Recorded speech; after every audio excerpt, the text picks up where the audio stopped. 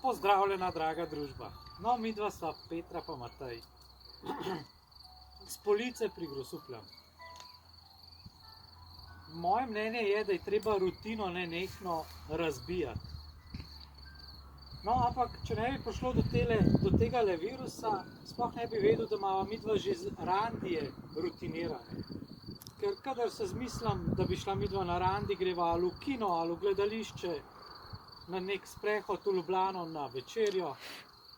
No, zdaj, ko imamo pa tale virus, je bilo treba pa začeti razmišljati o nečem novem.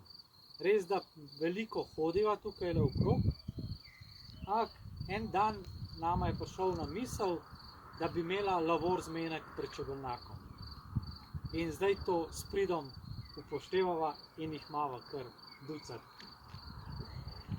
Ja, ta kriza je res vnesla v naš vsak dan malo drugačen urnik. Otroci so ostali doma in so se zaposlili šolo. Midva pa niti nisva ostala doma, ampak kar pridno hodva v službo. Tako da bi rekla, da se moj nek delovni dan ni nič spremenil. Se je pa spremenilo to, ja, da smo omejeni na gibanje in da ne moramo kam daleč iti. Tako da sem že začela malo pogrešati to, da lahko malo ideva od doma, da si kakšno stvar privoščiva. In ko se je mož domislil te ideje, da imava lavor randi, sem z veseljem sprejela.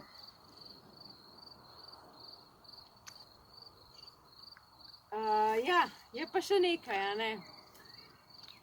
To, da si umivava noge, ima lahko tudi malo večji pomen ali pa večjo simboliko. Tudi Jezus je pred kratkim na Veliki četrtek pri zadnji večerji učencem umil noge.